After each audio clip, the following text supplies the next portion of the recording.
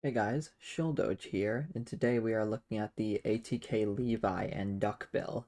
ATK was founded sometime in 2023 and released their first mousepad with the Con coming out mid-2024. They released the Levi shortly after in November 2024 and the Duckbill mousepad later down the road in August of 2025. While both of these products are indeed listed on the ATK website, both of them lack descriptions for the type of speed or control given with the pad, so I would say the Duckbill is a speed pad and the Levi is more of a balanced pad, and I hope that ATK ends up adding this to the website soon. I bought these pads directly from the ATK store, all in the largest size and basic version for both surfaces. On a side note, to access the page for the Duckbill mousepad, you have to find it with the link on the Duckbill mouse product page by clicking on the link that says free Duckbill X Soft Gaming Mousepad. Or you can just use the link that you'll find in the description of this video. Now moving onto the surface, looking at a macro shot of the Levi. While there isn't any fraying in particular in the surface weave, the weave itself is very loose, making for strands that stick out more than others, which is what I believe gives the surface its more comfortable feel, while still maintaining the control from other tactile options. As I stated earlier, the surface of this pad does feel rather smooth, but it still has a fair amount of feedback to it. Not so much to the point where I would say it has any tactility, but you are certainly able to get an idea on where your hand is going on this pad when you make a movement. The surface does also have a very soft feeling to the touch, but a much cooler feeling softness to it, which makes for a more comfortable experience during tense play. The mousepad which I believe the Levi can compare to the most would be ATK's Blaze, the Blaze which feels much more like a smoother QCK. The Levi is nearly identical to the Blaze. They have very similar frictional values and feel, though if I had to say, I would say the Blaze might have slightly more textural feedback than the Levi, but this is so minimal I would go as far as to call the Levi a clone of the Blaze, or the other way around depending on which came first. Now moving on to the surface properties of the Levi, the static and dynamic frictional values when starting a movement or in the midst of a slow to mid-paced movement lean much more towards a stronger static friction. However, an interesting property I did feel with this pad is that not only did the dynamic friction get lower with faster movements, but also the static friction, so much to the point where they would start to bounce out with one another.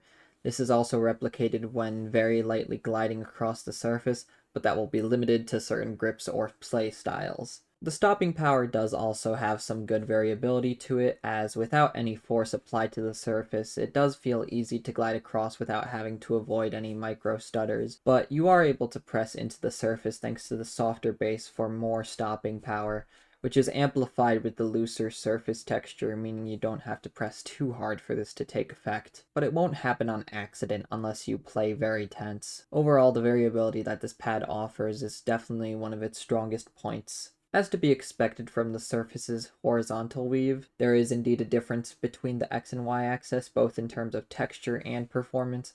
Not only does the Y axis feel slower overall than the X axis, but it also does noticeably have a much more grainy and slightly rough feel to it compared to the X-axis. I did put this pad through quite the sweat test while playing RoboQuest, and I gotta say, it did hold up pretty well. I did notice some minor drag when testing outside of game, but in game there were no big effects to performance that I noticed enough to care about, and there didn't seem to be any big issues with humidity either. I would call the Levi sleeve friendly as it works at least decently well with all of my sleeves, but there isn't one that stands out to be the best I can recommend, so I would just say to use the Pulsar ES sleeve since it is the most currently available and has great customization options with size and style. The surface of the Levi has been pretty easy to keep clean, which certainly helps with its much smoother surface that can make it very easy to feel debris between it and your fingers. And here's an audio clip with Magic Ice Dot Skates to show what that texture could sound like in person while playing.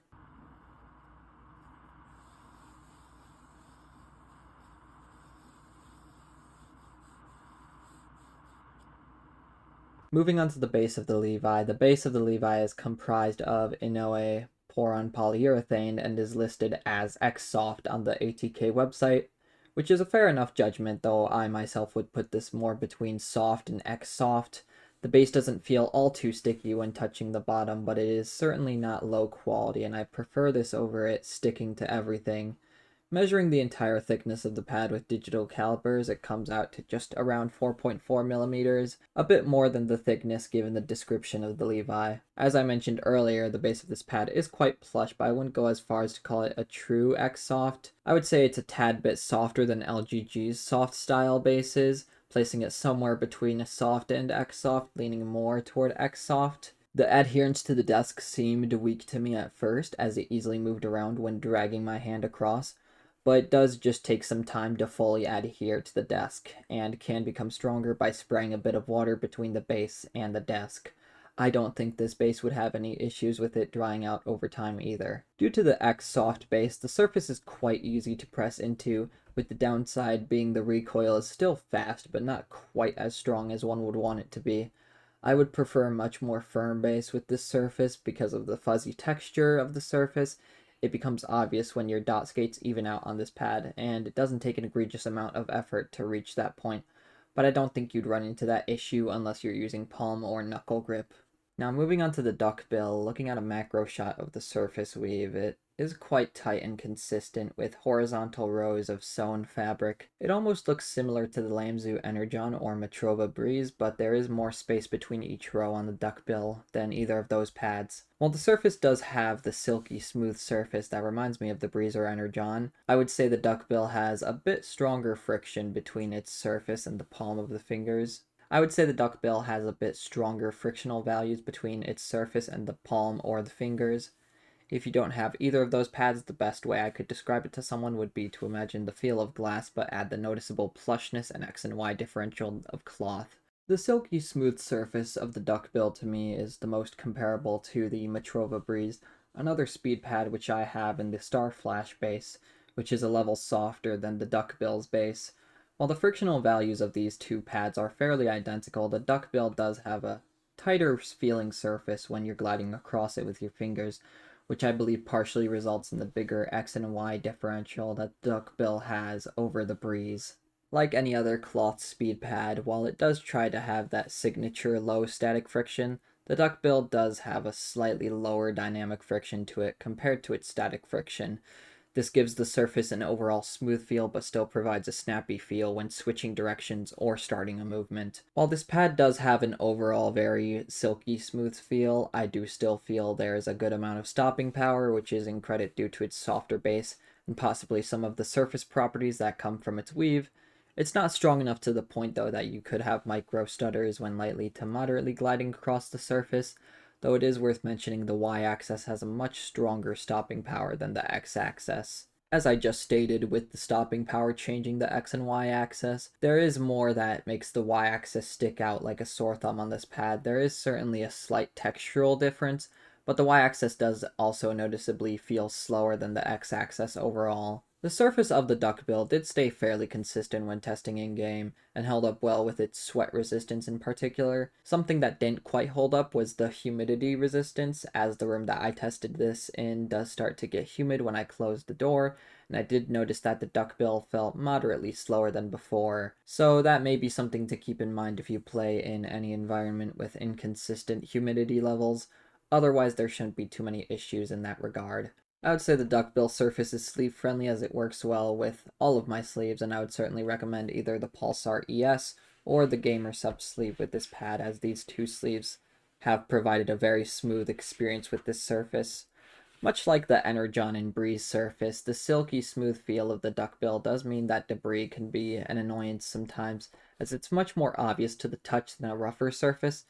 An unfortunate con with the Duckbill surface weave structure is that with the rows having room between them, it becomes easier for smaller debris to get stuck in between the weave. It's not too hard to pluck it out with tweezers or fingernails, but some of the smaller debris will not be able to be brushed off. And here's an audio test with Magic Ice dot skates to show what that texture could sound like in person.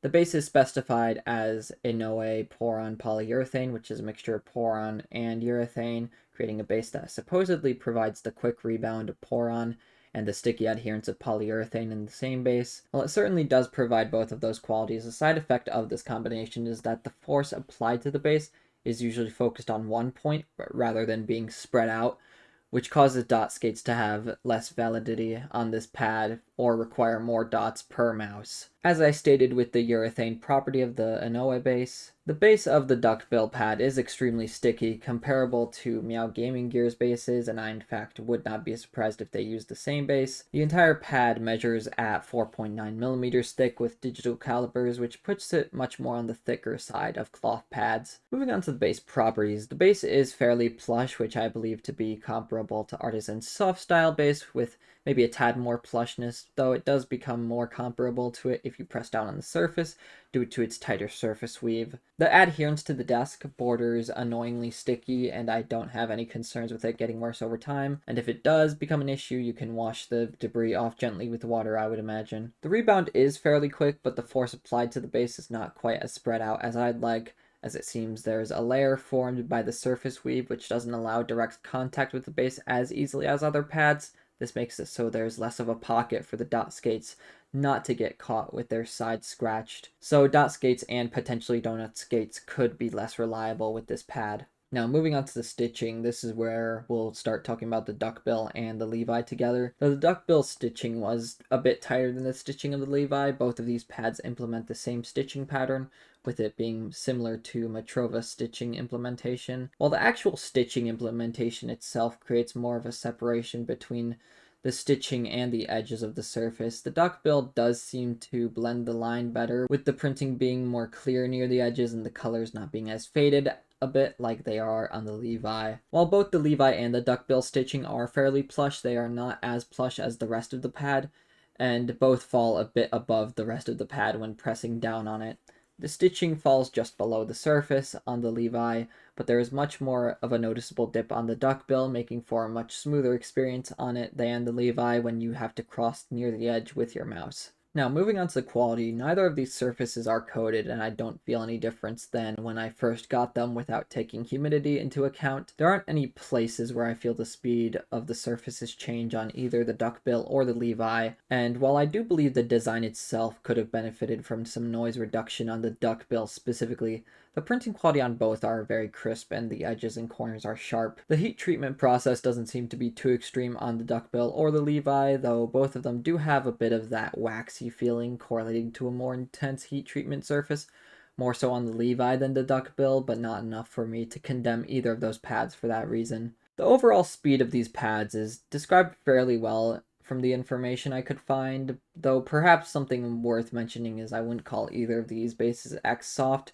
with the Levi falling somewhere between X-soft and soft, and the Duckbill being more of a soft space. There is a raised logo on the Levi, which you can certainly feel when gliding over with your hand, and especially your skates, though on the Duckbill, the logo is actually printed in with the art, meaning that it will have no impact on performance, so hopefully they keep that design going forward for their future pad releases. The surface weave alignment is nearly perfect on both surfaces, but not quite. However, you certainly won't feel any imperfection when gliding on the surface of either of these pads. While the Levi does have its fuzzy texture that would make you suspect otherwise, I didn't feel any minor bumps when gliding over either of the surfaces, but I did find the smallest air pocket between the Levi's surface and its base. This air pocket is small enough to the point that I wouldn't have any concern with it affecting performance, but it's always worth mentioning with these reviews. The dimensions of the bases are even all the way around both pads and fit the descriptions of 49 by 42 centimeters listed on the ATK website. While the stitching on the Levi is quite clean and consistent, the Duckbill isn't so pretty. The Duckbill stitching around the corners are overstitched and is just inconsistent with the distance between stitch to stitch in general. The Duckbill's saving grace is that its base is sticky enough so that the overstitched corners don't flare up. The Levi's stitching overlap is fairly easy to find near the bottom right corner, but doesn't cover too much distance. However, it is noticeably more firm than the other parts of the edges to be expected.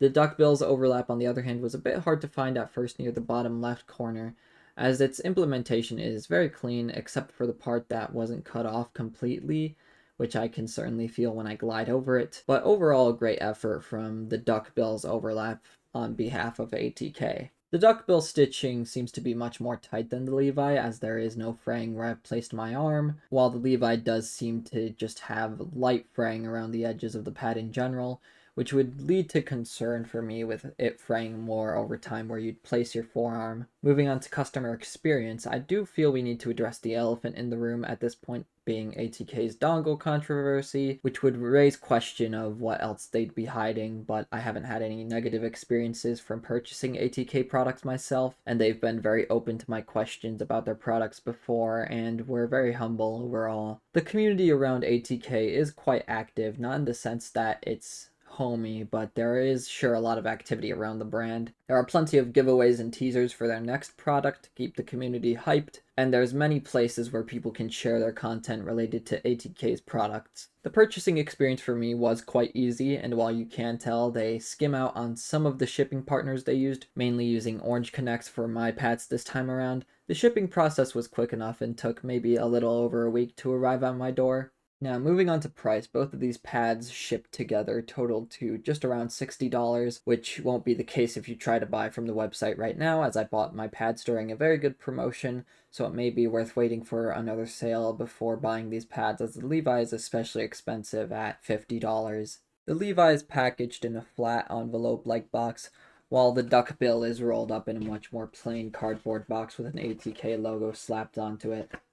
Neither pads came with any accessories, and I don't think either of these pads could be counted as a steal considering their list price on the ATK website, but they're certainly fair for the price you pay for them. I would say the Duckbill is a bit closer to being regarded as a good deal, as despite the stitching being a little bit less consistent, the base and overall feel of this pad feels much more premium than that offered by the Levi. In conclusion, I would recommend the Levi to someone who is looking for a smooth balance to control pad and doesn't mind paying the premium price. And I would recommend the Duckbill to someone who is looking for a budget alternative to smooth speed pads like the Lamzu Energon. This rating was a bit harder with all the variables in mind, but with that being said, I would rate these pads as follows, with the Levi being a 79 out of 100 and the Duckbill being an 84 out of 100. I would certainly buy from ATK again, as they seem to steadily be increasing the quality of their mouse pads with each release. Hopefully we can see more budget options like the Kong, Blaze, and 99G again, seeing these two pads were more premium options from ATK. With all that being said, thanks for watching. Bye-bye.